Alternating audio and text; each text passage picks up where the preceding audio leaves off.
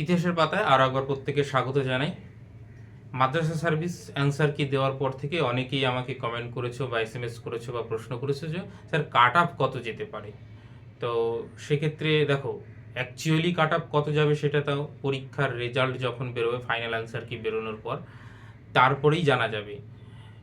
Answer কি এখন challenge হবে, তারপরে সংশোধিত হবে, ফাইনাল অ্যান্সার কি বেরোবে এবং তারপরেই কিন্তু রেজাল্ট বেরোবে, তখন আমরা ফাইনাল কাট আপটা জানতে পারবো। কিন্তু তার আগে আমরা মোটামুটি একটা অনুমান করতে পারি যে সমস্ত তথ্য আমাদের কাছে রয়েছে বা ডেটা আমাদের কাছে রয়েছে তা সেটা অ্যানালিসিস করে।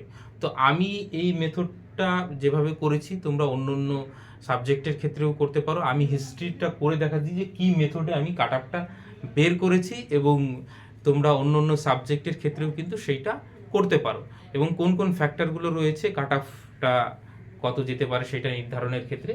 তো আমি শুধুমাত্র যেহেতু ইতিহাসের পাতায়, তো সেক্ষেত্রে আমি ইতিহাসের যে ক্লাস 9, 10 এবং 11, 12 এই দুটোর কাট আপটা আমি অ্যানালিসিস করব। দেখো, আমাদের একটা গ্রুপ আছে ইতিহাসের পাতায় বলে, সেইখানে যারা যারা পরীক্ষার্থী দিয়েছে তারা যে ডেটা দিয়েছে তার উপর বেস করে কিন্তু আমি এটা করেছি। এবার আমার কাছে যদি ডেটা না থাকে তাহলে তো আমি কিছু বলতে পারবো না কে কীরকম পরীক্ষা দিয়েছে এবং কোশ্চেনের ডিফিকাল্টি লেভেল কীরকম, সমস্ত কিছু বিচার বিশ্লেষণ করে আমার যেটা মনে হয়েছে এবং তোমরা যে যে তথ্য আমাদেরকে দিয়েছো, যদি কে কত পেয়েছে বা কার কত স্কোর হচ্ছে সেটা যেটা শেয়ার করেছো তার উপর বেস করে কিন্তু আমি এই কাট আপটা মানে নির্ধারণ করছি। এটা কিন্তু কোনো মন গড়া কথা নয়। তো দেখো যে কিভাবে করেছি। তো ডাব্লিউবি মাদ্রাসা সার্ভিস কমিশনের কাট আপটা কত যাবে প্রত্যেকের মনের মধ্যেই একটা মানে জিজ্ঞাসা রয়েছে। এবং আবার বলছি যে এটা শুধুমাত্র ইতিহাস সাবজেক্টের ক্ষেত্রে করেছি, অন্য অন্য সাবজেক্টের যদি তুমি হয়ে থাকো এই মেথডে তুমি করতে পারো। এবার দুটো পরীক্ষা, ক্লাস 11, 12 এবং 9, 10 হিস্ট্রি, ঠিক আছে। এইবার দেখো কাট আপটা নির্ধারণের ক্ষেত্রে ভ্যাকান্সি একটা ফ্যাক্টর। এখন যদি একটাই ভ্যাকান্সি থাকে তাহলে যে টপ স্কোর করবে সে শুধু পাবে। তো সেক্ষেত্রে ভ্যাকান্সি 11, 12-এর ক্ষেত্রে 19টা, বাংলা মাধ্যমে জেনারেল ক্যাটাগরি, ফিমেলদের কথা আমি এখানে বলছি না। সেক্ষেত্রে তোমরা এবং 9, 10-এর ক্ষেত্রে ভ্যাকান্সি কত, 52 জেনারেল এবং বাংলা মাধ্যমে ফিমেলদের দুটো সিট রয়েছে। তো এই ফিমেলদের কথাটা আমি ছেড়েই দিচ্ছি আপাতত, শুধুমাত্র এই জেনারেল এইটার উপর বেস করে আমি বলছি।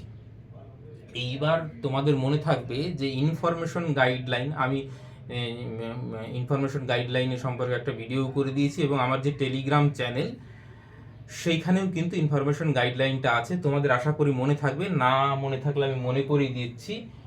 এই যে যে কল করা হবে বা ডাকা হবে, কল ফর মানে ইন্টারভিউ, সেইটা মানে কি রেশিওতে ডাকা হবে, এই যতগুলো ভ্যাকান্সি আছে তার বেসিসে 1.5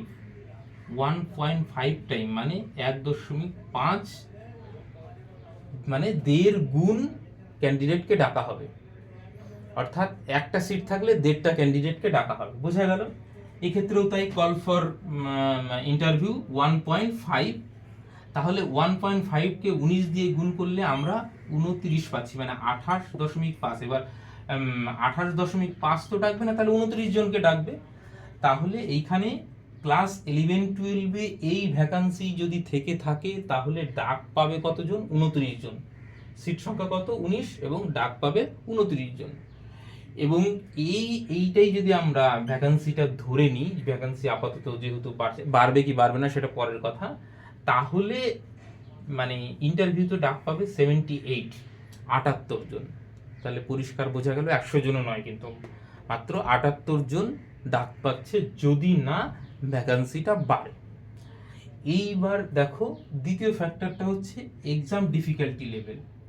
তোমরা জানো মডারেট লেভেলের পরীক্ষা হয়েছিল, খুব কঠিন কিন্তু পরীক্ষা হয়নি। তাহলে ডিফিকাল্টি লেভেল 9, 10-এও কিন্তু মডারেট লেভেলের হয়েছিল, খুব ডিফিকাল্ট হয়নি। যেরকম জিওগ্রাফির ক্ষেত্রে কোশ্চেন খুব ডিফিকাল্ট হয়েছে, তো অটোমেটিকলি মানে ওইটার কাট অফ কমবে, কারণ ছেলেপেলে অত স্কোর করতে পারবে না। এইবার দেখো নেক্সট পয়েন্ট হচ্ছে অ্যাভারেজ স্কোর। এইবার আমি যে আমার ইতিহাসের পাতায় গ্রুপ রয়েছে, হোয়াটসঅ্যাপ গ্রুপ, সেইখানে যে পোল করেছিলাম সেইখানে তোমরা যে স্কোর দিয়েছো সেই স্কোর যদি মানে তোমরা সঠিকভাবে আশা করি দিয়ে থাকো, তাহলে তার বেসিসে আমি বলছি টোটাল ভোট করেছিল 74 জন, 74 কি 75 জন, তাহলে এই যে 75টা আমি ডেটা পেয়েছি সেইটা অ্যানালিসিস করে যেভাবে অ্যাকচুয়ালি তোমরা জানো ভোটের ক্ষেত্রে এক্সিট পোল করা হয়, এত লক্ষ লক্ষ ভোটার, তার আগে একটা আভাস পাওয়ার জন্য কিছু সংখ্যক ভোটারের কাছ থেকে তাদের মতামত নেওয়া হয়, তাহলে আমরা বুঝতে পারি যে মানে ভোটের রেজাল্টটা কোন দিক। সেই সেম মেথোডোলজিতেই আমি এইটা করেছি যে মানে 74 জন মানে আমাকে তাদের ডেটাটা দিয়েছে, তার উপর বেস করে ক্লাস 11-12 দেখো প্রচুর সংখ্যক ছেলে মেয়ে আছে, এইখানে তো সবাই আমাকে ডেটা দেয়নি, মাত্র কিছু জন ডেটা দিয়েছে, তো সেক্ষেত্রে এর মাধ্যমে আমরা জাস্ট অনুমান করতে পারি। তো এইখানে অ্যাভারেজ স্কোর দাঁড়াচ্ছে ক্লাস 11-12-এর ক্ষেত্রে 60 থেকে 65, মোটামুটি যারা ঠিকঠাক প্রিপারেশন নিয়েছে তারা 60 থেকে 65 এইরকম একটা রেঞ্জে স্কোর করছে, এবং 9-10-এর ক্ষেত্রে অ্যাভারেজ স্কোর দাঁড়াচ্ছে 65 থেকে 70, যারা মোটামুটি ঠিকঠাক প্রিপারেশন নিয়েছে 65 থেকে 70 স্কোর করছে। এইবার দেখো আরেকটা পয়েন্ট, সেটা হচ্ছে হাই স্কোর, সব থেকে বেশি স্কোর কত যাচ্ছে ক্লাস 11-12-এর ক্ষেত্রে। আমার এখানে যারা যারা আমার গ্রুপে রয়েছে তাদের মধ্যে থেকে জানতে পারছি মানে 75+ স্কোরটা হাইয়েস্ট দাঁড়াচ্ছে, এবং 9-10-এর ক্ষেত্রে হাইয়েস্ট স্কোর দাঁড়াচ্ছে 80+, সম্ভবত দুজন পেয়েছে, তাহলে এইটা যাচ্ছে সব থেকে হাই স্কোর। ঠিক আছে, আমি এরকম করে ভাগ করে দিয়েছিলাম 85+, 80+, 75+, 70+, এইভাবে ভাগ ভাগ করে দিয়েছিলাম, তো সেই হিসাবে দাঁড়াচ্ছে 11-12-এর ক্ষেত্রে সব থেকে হাই স্কোর 75+, এবং 9-10-এর ক্ষেত্রে 80+। তাহলে এইবার প্রশ্ন হচ্ছে কাট আপ কত যাবে। এইবার কাট আপ মানে কি? কাট আপ মানে যে সব থেকে কম নম্বর পেয়ে কোয়ালিফাই করেছে, মানে যদি একটা লিস্ট টানানো হয় তার যে সব মানে মার্ক অনুযায়ী লাস্ট যে ব্যক্তি থাকবে, যেই মার্ক পেয়ে সে কোয়ালিফাই করছে বা ইন্টারভিউতে যাচ্ছে, সেটাই কাট আপ। তাহলে অবভিয়াসলি ধরে নিতে পারি এই কাট আপটা 80-র নিচে থাকবে, এবং সেরকমভাবেই এই কাট আপটা মোটামুটি 75-এর নিচে থাকছে। তাহলে 11-12-এ যদি 75-এর নিচে থাকে, কতটা নিচে আসতে পারে সেইটা কিন্তু বেস করছে এই ভ্যাকান্সির ওপর। এবার ভ্যাকান্সি যেহেতু খুব কম, তাহলে সেখানে 4-5 কমতে পারে, ওই রেঞ্জের মধ্যেই এই 29 জন চলে আসবে আশা করি। তাহলে এই 70, 71 বা 72 এইরকম একটা কোনো কাট আপ যাবে এখন অবধি যা ডেটা। তাহলে 70, 71, 72 11-12-এ কিন্তু কাট আপটা যাচ্ছে।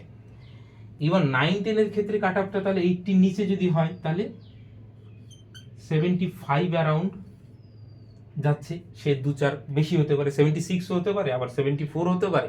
তো 9-10-এর কাট আপটা মোটামুটি 75 অ্যারাউন্ড কিন্তু থাকতে পারে বলে আমার অনুমান। তাহলে আমি কিভাবে করেছি বিষয়টা আশা করি তোমাদের কাছে খুব পরিষ্কার। অ্যাভারেজ স্কোর, হাই স্কোর, এবং যেহেতু হাই স্কোর যে পাবে সে তো পাস করবে, কিন্তু কাট আপটা আরও তো নিচে নামবে, তাহলে সেই হিসাবে আমরা মোটামুটি 75, কারণ দেখো ভ্যাকান্সি যেহেতু খুব কম, সেহেতু কাট আপটা কিন্তু খুব বেশি নিচে নামবে না হাই স্কোরের থেকে। হ্যাঁ, এইটা যদি আবার 50টা বেড়ে যায়, প্লাস 50 সিট হয়ে যায়, তাহলে কিন্তু এইটা আবার 60-র ঘরে আসতে পারে।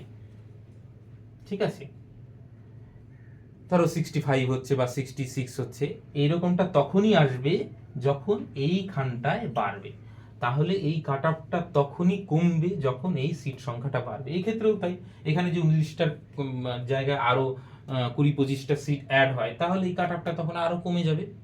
তাহলে আশা করি মানে বোঝাতে পারলাম যে কিভাবে মেথডটা আমি ইউজ করেছি এবং কাট আপ কত যেতে পারে এই যা ডেটা তোমরা আমাকে দিয়েছো তার বেসিসে। এইবার এক্সাক্ট কাট আপ অনেকের মানে একটা মনের মধ্যে ইয়ে থাকে যে আমি যদি সত্যিই জানতে পারতাম যে কাট আপটা কত যাবে, কিন্তু সেটা তো সম্ভব নয়। এক্স্যাক্টলি যেদিন রেজাল্ট বেরোবে, কাট আপটা দেবে, সেই দিনই তোমরা জানতে পারবে। তো অনুমান ছাড়া আমাদের কাছে আর কোনো উপায় নেই। তবে এই ডেটার বেসিসে যে অনুমান করছি তাতে মোটামুটি তোমরা একটা আভাস পেতে পারো, কারণ এই গ্রুপে যতজন আছে যার কিছু জনের সঙ্গে আমার ব্যক্তিগত কথাবার্তা হয়েছে, কীরকম পরীক্ষা হয়েছে এবং সেই সব নিয়ে আলোচনা হয়েছে, এবং তোমরা যে ডেটা দিয়েছো এই সমস্ত কিছু বিচার বিশ্লেষণ করে আমার যেটা মনে হয়েছে আমি সেটা তোমাদের সামনে রাখলাম। বাকি তোমাদের কি মনে হয় এবং তোমাদের কত স্কোর দাঁড়াচ্ছে সেটা শেয়ার করতে পারো নির্দ্বিধায়। অনেকে শেয়ার করতে চায় না, তো শেয়ার করলেও ভালো, না করলেও আরও ভালো, কারণ তাতে কারো কিছু যায় আসে না। তো শেয়ার করলে তোমরা নিজেরাই বুঝতে পারবে। এই যে তোমরা ডেটাটা দিয়েছো বলে আমি মানে এক্সাক্ট একটা অনুমান করতে পারছি যে মোটামুটি মানে 100 জনকে একটা স্যাম্পল সাইজ ধরে নিয়ে একটা অনুমান করতে পারলাম, এবং আশা করি এইটা থেকে একটা মোটামুটি সঠিক আভাস পাওয়া যায়। এইবার হ্যাঁ, আরেকটা বিষয় বলে দিই, যে কোশ্চেন যদি লিক হয়ে থাকে বা কোনো এই ধরনের দুর্নীতি হয়ে থাকে, এই অনেক ক্ষেত্রে শোনা যাচ্ছে, তাহলে কিন্তু কিছু আর করার নেই, এই কাট আপ কিন্তু এখানে থাকবে না। ঠিক আছে, তো এইবার এই কয়জন যদি মানে 78 জন যদি ভাই ভাই ডাক পায়, তোমরা জানো 1.0.1 এইরকম একটা প্যানেল তৈরি হবে। এম প্যানেল হবে হচ্ছে যতগুলো সিট আছে ততগুলো, এবং 0.1% ওয়েটিং লিস্ট হিসাবে থাকবে।